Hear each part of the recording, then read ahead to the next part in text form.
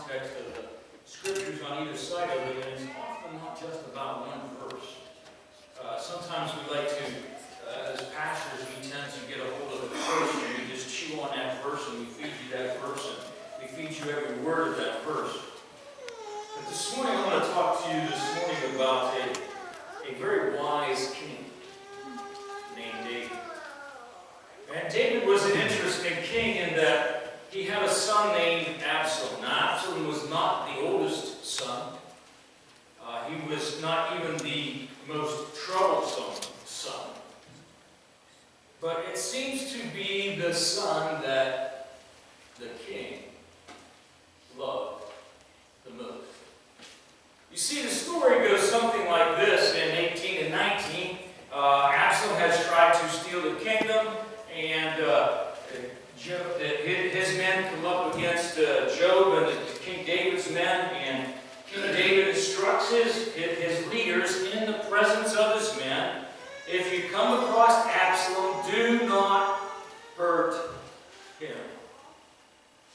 And what we find is that Absalom, being a very vain individual, has very long hair. He was a very handsome man, according to the scriptures, and he was riding along as he was fleeing the battle scene. The battle was lost. Absalom had thought time to get out of town, and his hair got caught in a low-hanging thorn bush. Now that's a lot of hair. Or that's a man who doesn't like pain at all and just wanted to hang there because it hurt too much to keep going. But either way it may be, Absalom is hanging there, and an armor-bearer of Job, the general of the King David's army, runs up to Job and he says, I saw Absalom. And he's hanging over there in a tree. And Job says, why didn't you kill him? I'd have given you everything I have if you just would have said, I killed him, there's his body, and I would have protected you from the king. I would have taken care of you had you only killed him. And he went back and he took with him some of his other armor bearers. He killed Absalom. Now the king had said, if you come across him, don't mess with him, just bring him back safely. King David's right-hand man kills him. The oddity of this story is this. King David's men win the day. But there are some runners that bring the news to King David before the army returns that his son died in the battle. And King David chooses the one place where all of the men would see him cry. He goes up to the gate, the main gate of the town, in what is known as the gate room, and he sits down and he sobs and he says, oh my son, oh my son, oh my son, over and over again. And it's so embarrassing that as the army comes back, they slink in the town. I mean, he's embarrassing to his men that they have won the day, they fought, they lost friends in this battle, and here is the king sobbing over his son that tried to take the throne. Job sets him right in a rather harsh way.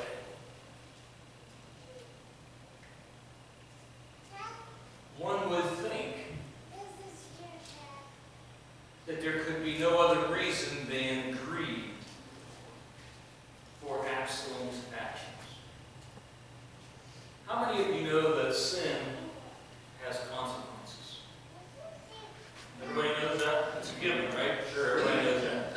But have you really ever thought about the consequences of sin? I bring this up purely because today is Pentecost Sunday, and throughout the world today, preachers and pastors and priests and everybody you can imagine, they're all preaching about the coming of the Holy Spirit and the tongues of fire and the wind and all that stuff, but nobody preaches the fact that sin has consequences, and you have to get rid of the sin before you get to the front. So this morning I want to talk to you just about how Absalom got to where he got. If you go all the way back to 2 Samuel, chapter 10, verse 17. Well, let's just start, verse 17, and then it goes all the way through chapter 11. King David, a man after God's own heart. That gives the rest of us a lot of leeway, right? I mean, this story. I mean, here's the king, and he has all of these concubines already. It's not like he doesn't have enough companionship. But he's up on the roof during the season of war when the king usually goes to battle. So the first problem that starts this whole line of sin in Absalom's life is because Dad wasn't where he should. You see, it was the time that the wars go to, or the kings go to battle, and this king, for some reason, King David decided, you guys go fight and die, I'm staying home. He's up on the roof, he sees a beautiful young lady known as Bathsheba. She comes into his bedroom, she gets pregnant, she has his child, the child dies, and in the process of all of this, King David commits murder. And he contemplated this murder. He told Job how to do it. I mean, he tried to get Job to come home from the army and a little bit of leave and a little bit of time with his wife. Nobody knew it was King David's kid. Nobody was going to tell on the king. Wouldn't have mattered anyway, had they, but nothing went right. So King David told his general to leave him in the heat of the battle where you know he will die. What do you suppose Absalom learned from that? That's not enough. Let's go on just a little bit. Amnon, chapter 13, 2 Samuel. Amnon is actually the heir to the throne. And he has a half-sister who is beauty beyond belief. And he thinks he's in love with her. And he tries to talk to her, he tries to do things, what we would consider dating or whatever, and he just gets so lovesick that he rapes her. And then he hates her so much that he throws her out to the public, he kicks her out of the house. And let me tell you what this means for her. One is she can never, ever be married again. She will have to go through life in the king's harem, and after the king's harem, hopefully in her brother's harem, because she will never be allowed to leave because she has been raped. What do you suppose, or where do you suppose Amnon learned that kind of behavior? You see, so much of this funnels back to what they see, what they saw. The fact that the consequences of sin, if not taken care of, tend to multiply. Let's continue on. You'll find that Absalom tells Tamar, go back to my house. I will take care of you. And don't worry about it. Don't tell anybody about it. Don't tell the king. Don't tell anybody. Let me take care of it. The story goes that Absalom invited all of the king's sons to a big feast, and the only one he killed was Amnon. So now, the king committed adultery. One of the sons committed rape. The next son now has committed murder.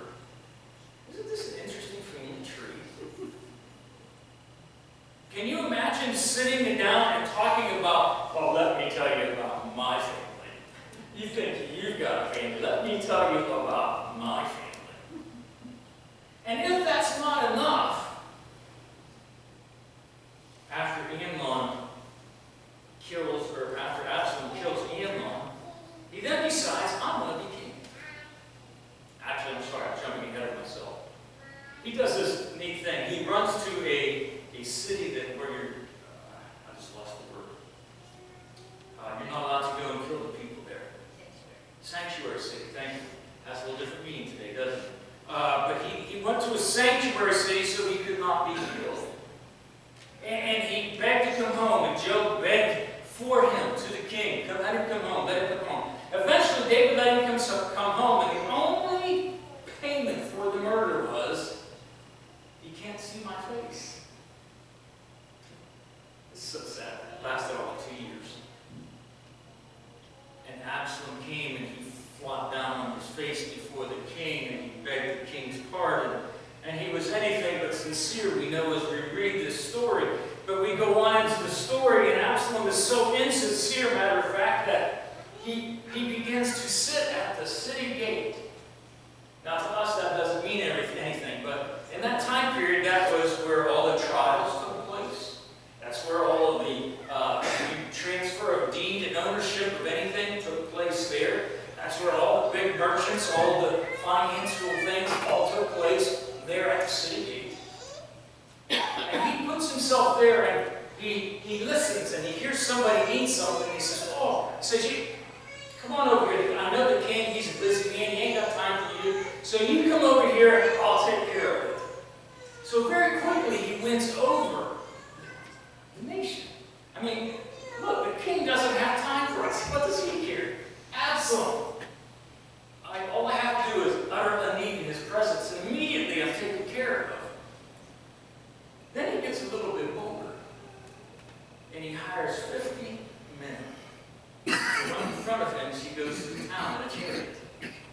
Here comes Absalom. Here comes Absalom. Do you know who was allowed to do that? The king. So Absalom is really setting himself up here. And it comes down to the place where he takes all of the family. He goes to Hebron, which is where David was crowned king at, and proclaims himself king. And David turns tail and runs. How sad is that? To know that God has given something to you, and through your own sin, through your own lack of discipline to your family, through your unwillingness to tell others about their sin, you see what God has given you fall apart. There is this verse in here, and I'll ask your forgiveness because I don't have my notes because they're still packed. And I'm also using my granddad's Bible so the correct things aren't underlined. But there's a verse in here where they're telling David about what's going on. And shouldn't he stay and fight? And he says, if it's the Father's will, I'll go. And if it's the Father's will to see his face and worship him in Jerusalem again, I will. All of this sin has tremendous consequences. You see that one sin, at one time of he's on the roof and he's not where he should have been. If he had been where God wanted him to be, where he was supposed to be, none of this other stuff would have happened.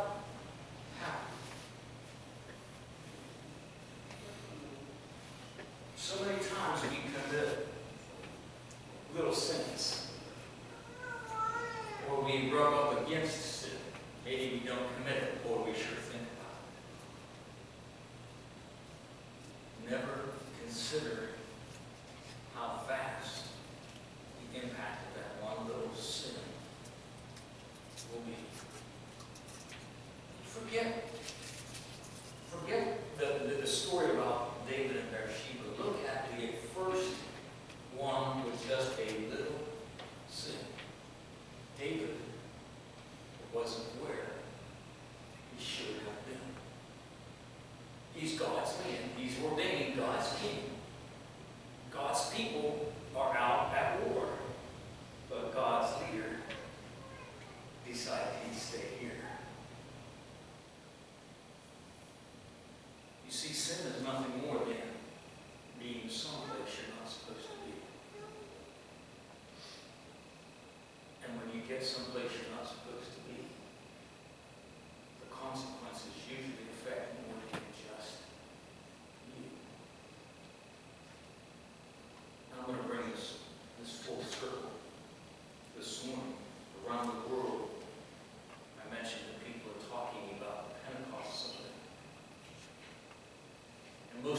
are celebrating and whooping it up and having a good time. That's all fine and good.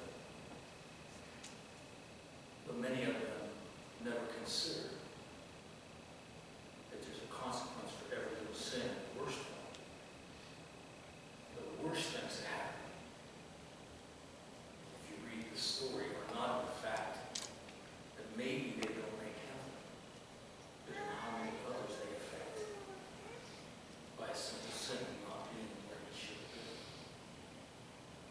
So there's several questions I want to ask you this morning. One is, do you know for sure you're where you're supposed to be? Do you know for sure you're where you're supposed to be? Now, I don't just mean that, yes, I'm in church on Sunday morning, praise God, I'm where I'm supposed to be. I don't even mean your personal life, your prayer time, you're okay with Jesus, but are you where you're supposed to be in God's plan? God's plan for David was that he be the leader of Israel, period. And he stepped aside. And sin, massive sin, spread through his family, eventually through the nation.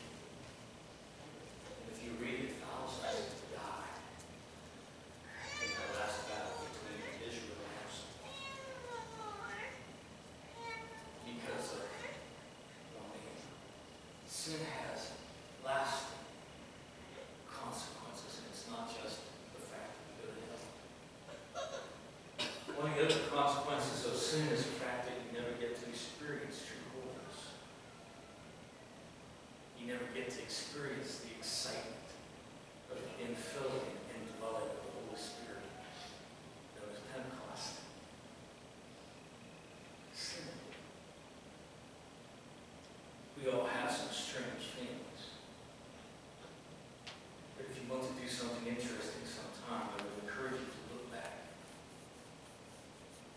and see where it all started. We had an uncle in the Sweely family that was crazy mad. He passed away about a year or two ago. I've talked to you before about his diving off of a platform, high dive, splat on his stomach, and just over the side like nothing happened because of the way he was. But if you look back through his family, and you see what really happened, and when it happened, he fell out of a tree, broke almost every bone in his body, and it wired his mouth shut. He drank through a straw for months because it just had to heal his facial bones up. And he began to do a lot of painkillers and a lot of alcohol to keep the pain away. That little deed, no big deal, right? He's just keeping the pain away. His first wife left him. Couldn't live with him, couldn't live with somebody like that. She left, and as I understand it from being home here last week, there's only 2 out of 5 kids that are still married to the same person he got married to originally, and have a whole family. The rest of them have divorced, remarried, divorced. His kids, their kids. These kids don't talk to their kids. These kids don't talk to them. And again, it all goes back to something that Uncle Matt did that he never thought would cause a problem in the future somewhere. Do you understand this morning how important it is to live a holiness lifestyle? Because it's not just about me. Stand if you would, please. Lord and Father God, as we